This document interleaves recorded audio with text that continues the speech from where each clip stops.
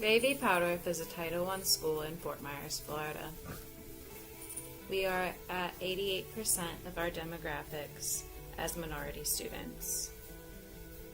All of our students are entitled to a free breakfast and free lunch provided by the school every day.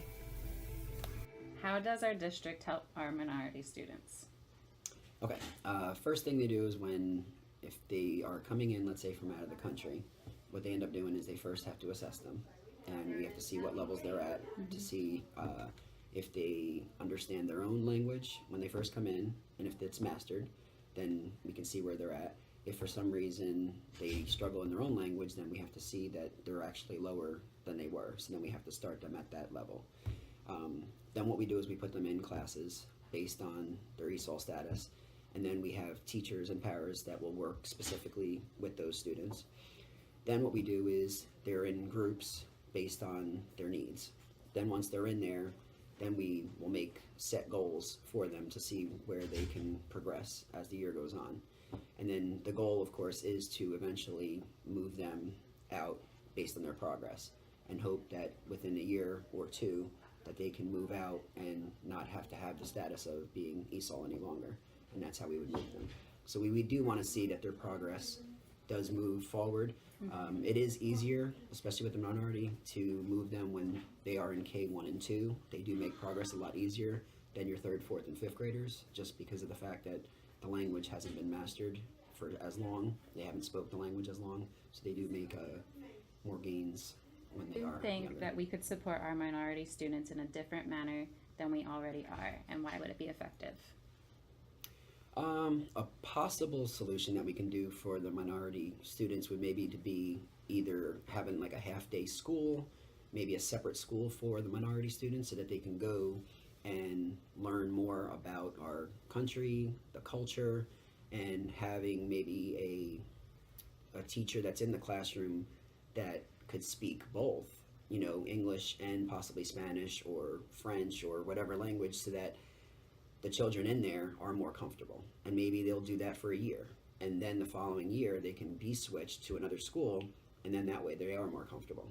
Because the way it is right now, they're sitting in a classroom, possibly at a table with 2 other kids that are speaking their language, but the teacher themselves doesn't speak their language. So they're sitting there and all they're doing is socializing with those kids that they're comfortable with, but the rest of the day they're not a part of anything that goes on because they don't understand what they're talking about. So it would be better to have the teacher that is bilingual, possibly, to talk to them back and forth, using Spanish, using English, and maybe filling them in about, cultures and things about what goes on in the United States, so that when they do go into a regular classroom setting the following year, they feel like they're part of the group, part of this culture, so they don't feel like an outsider.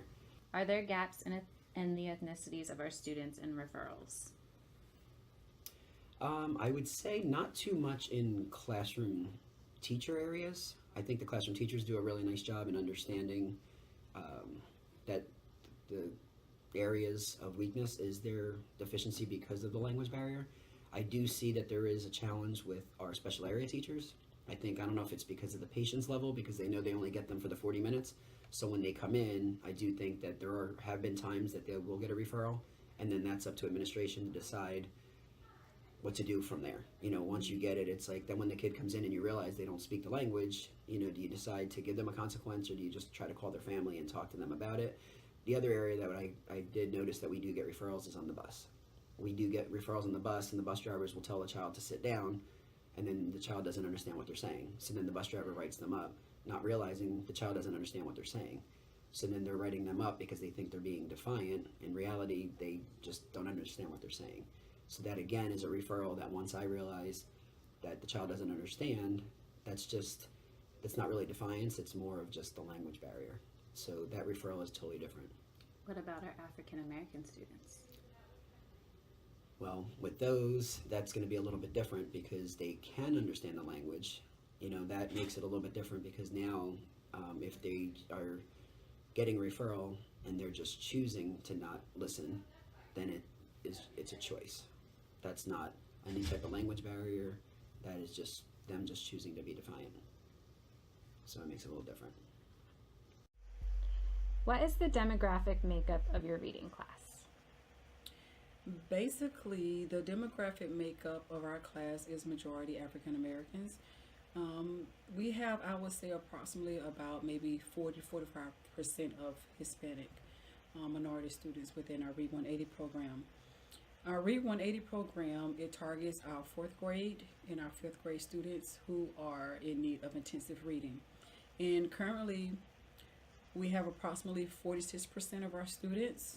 They are receiving Read 180 in fourth grade, and we have approximately 54% of our students receiving Read 180 in fifth grade classrooms. How long have you been using and teaching the Read 180 program, and what are some major changes to the implementation of it this year?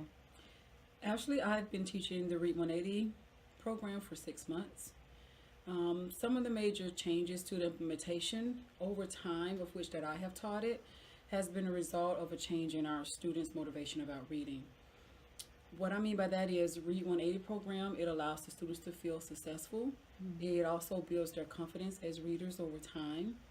And it allows the students to be held accountable for the learning and to help them to keep track of that progress as they progress as readers throughout the program.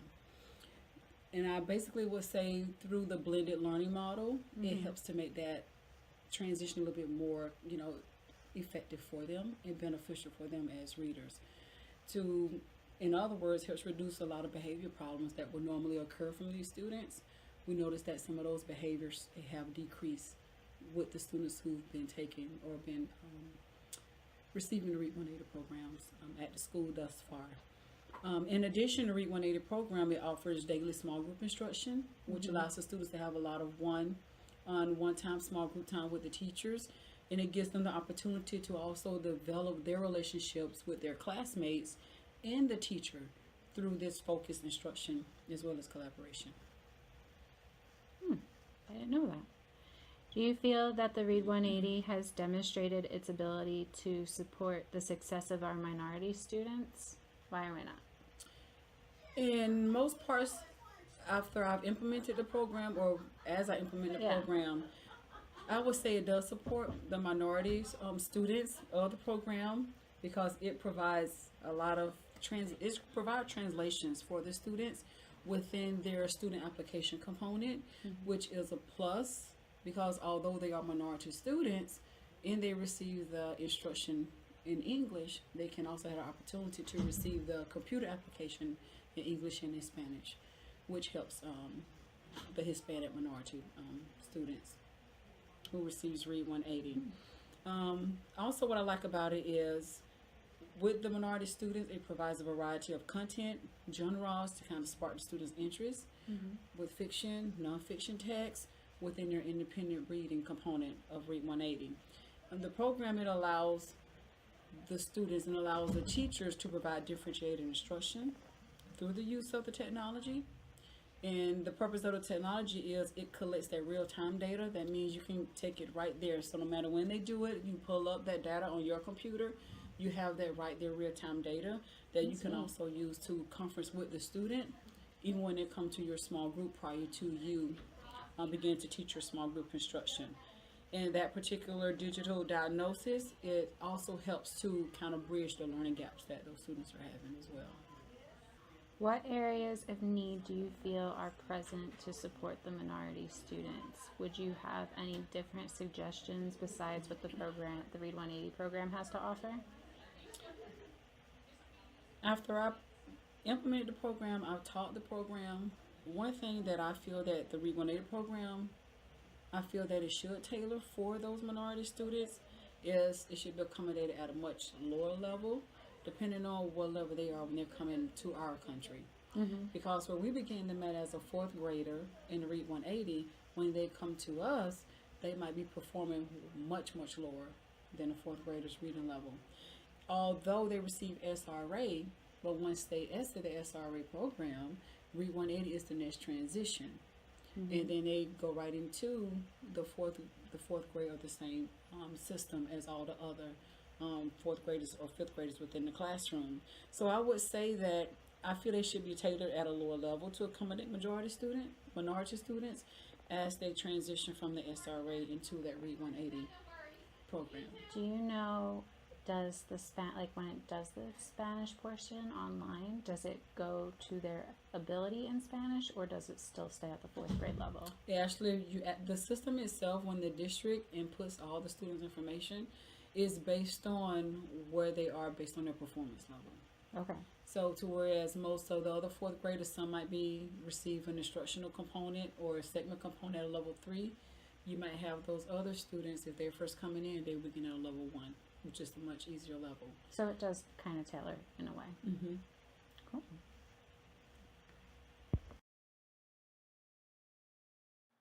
Dr. Robert B. Ingram Elementary is a public school located in the city of Opa-locka. Opa-locka is an urban city located within the Miami-Dade County District in Florida. The school predominantly serves its community. The makeup of the school is 70% African American and 30% Hispanics. I interviewed the school counselor, Miss Burbank. She has been working at Dr. Robert B. Ingram for 18 years now. She has also been a teacher in the district of Miami-Dade County Public Schools. What are some out-of-school factors that may affect our students' success? The monetary, financial, the fact that they don't have any access to Wi-Fi. Some of them don't have any access to transportation. A lot of the parents aren't educated themselves. Some of them don't receive appropriate mental health care or appropriate medical care, even prenatally. What support from the district actually helps support our minority students, and which ones do you feel that do not? Some minority kids are in foster care, and we have Project Upstart, which is a really good way to deal with the students who are not only in foster care, but also kids who are homeless, and also the unaccompanied youth. I feel like we could do better in the mental health area. Next, I interviewed the reading coach of our school. She serves all the teachers from kindergarten to 5th. I was curious to find out her views of the Reading Wonders curriculum, as it is our basal reading use of instruction. I asked her if she felt that the Reading Wonders series had demonstrated its ability to support the success of minority and all students.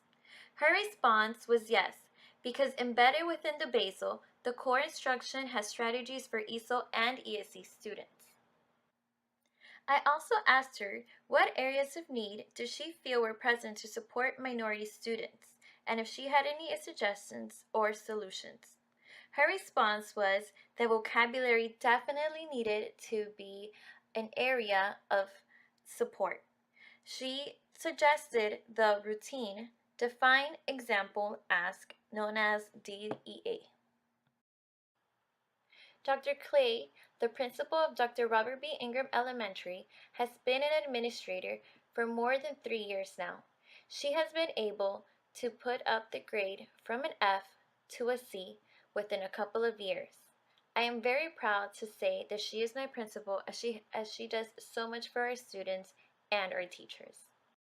Jensen Beach High School is a suburban school serving a small minority population of 15.2% Hispanic students and 7.8% African American students. There have been gains in lowering some of our achievement gap. So our mission is empowering students for success, and our vision is working as a collaborative community to help those students.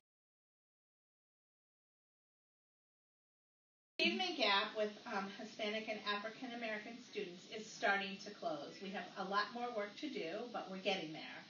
For example, the achievement for our English student, or ELA English, for our white students was 77%, and for our Hispanic student it was 60%.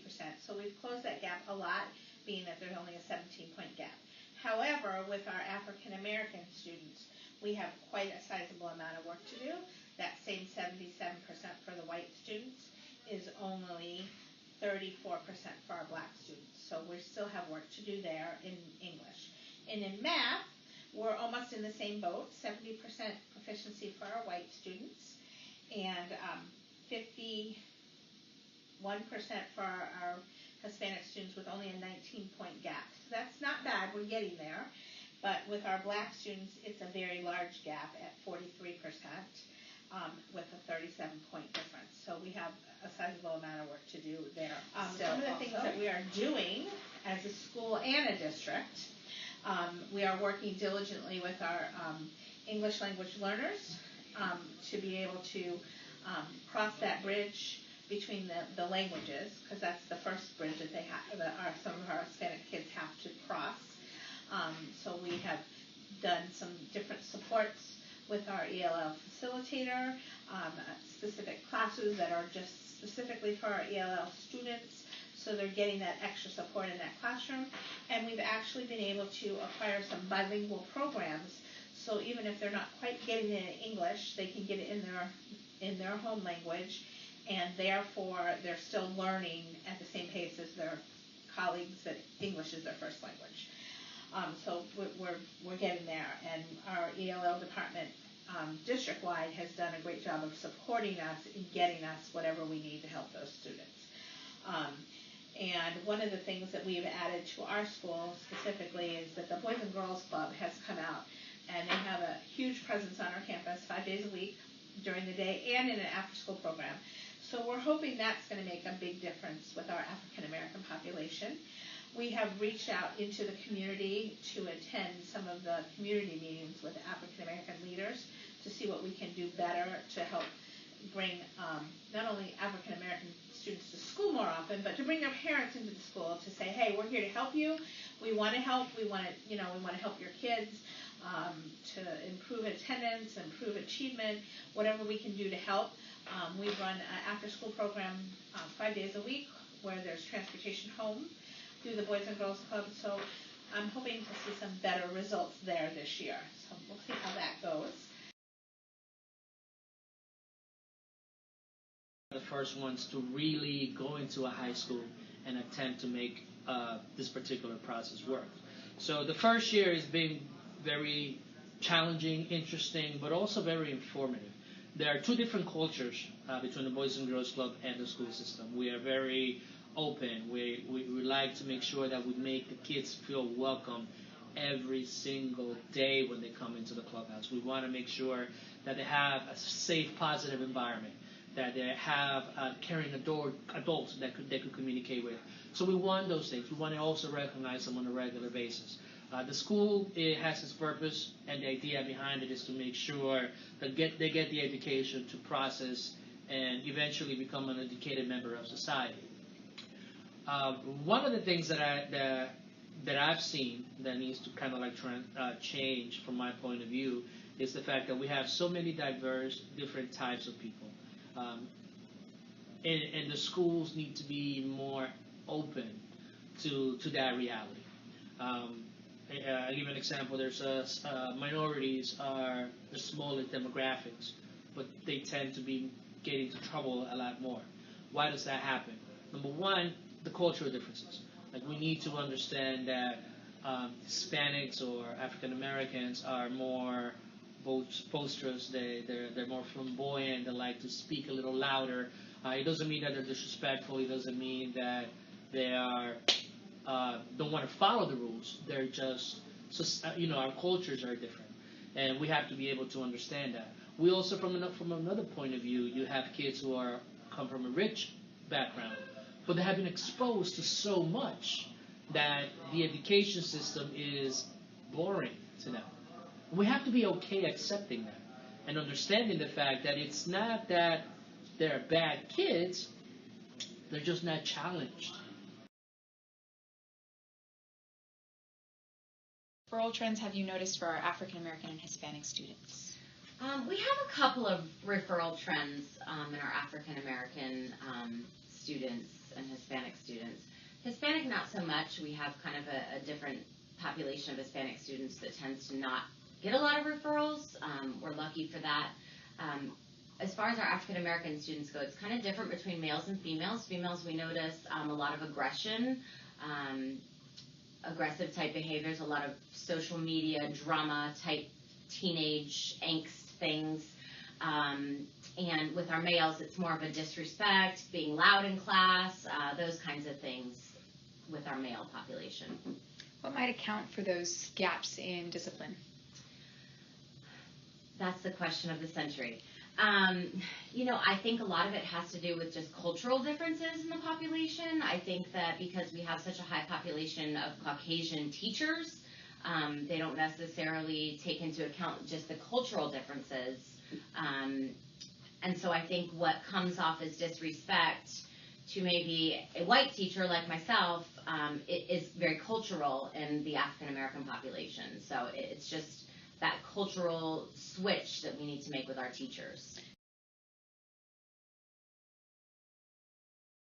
What programs do you notice are most designed at our school to help reduce that achievement gap for our students? Well, I think we have started out this year with trying to work on the school culture all together. And one of the things that our principal keeps talking about is all means all. And all means every student on this campus getting an equal education, all, absolutely all. So we've been working in our PD with our teachers to make sure that they understand what that means, and what we mean that, we mean PD for all of our teachers, to move all of our teachers, to move all of our students towards proficiency. As anybody would agree, we go into education with the goal for student success, and so we know that that's something that could never fall by the wayside. We always have to make sure that all students are being taught in the right way, achievement gap. Really individualized. You have to also think about what goes on in behavior and dean's office and that kind of stuff. So we want to reduce numbers of referrals because kids who are in school learn. If kids are not in school because they're suspended or what have you, they're not available to receive the knowledge that their teachers are imparting on them. So we've designed a program called In-School Solutions, which is an alternative if students, sometimes they have trouble getting home after school. So staying after school for a detention is not necessarily giving certain students an opportunity to complete their consequence, if you will. So in School Solutions, they work on their lunchtime with the teacher to kind of go over all kinds of life type of strategies. How to be highly effective in your life, in your classes, organizational skills, conflict resolution type of skills. And we also, the implementation of Kagan training for all of our teachers has been a huge boost in attendance. We've experienced some great attendance boosts this year, which again, kids who come to school learn.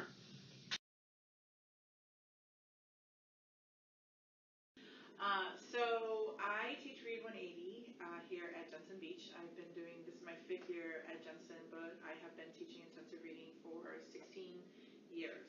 I've taught in Colorado and I've also taught in Florida. So this is, I've kind of seen the evolution. My goal as a level 1 reader in Read 180 is to get you to a level 2.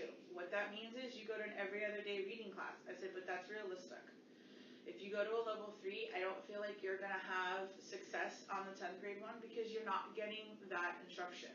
You're not having someone help you.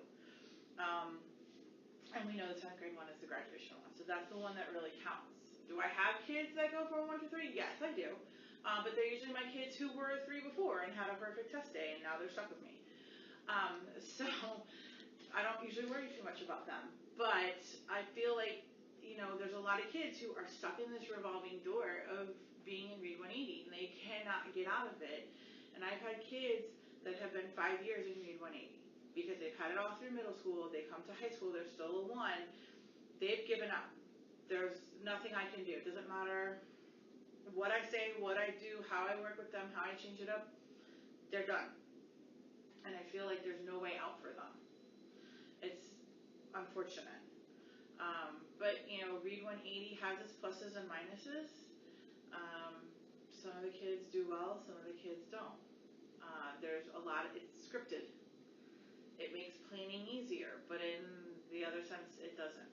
Because now I'm thinking about what do they need after me that Read 180 doesn't address. Because after the test, There's a whole world. There's a whole world out there. So, trying to get them to understand and bring in Things like, okay, if we're in science, here's how we could use this in science, or if we're in English, here's how you could use this with a book, or if we're in your history class, here's how we use this. So trying to get them to apply outside, and I think that's one of the difficulties that I've had over the past few years, because it's been such heavy test prep that the kids can't see behind past the test. They're so focused on that, and I just say to them, after the test, then what? You still have 2 more years of high school. What are you gonna do?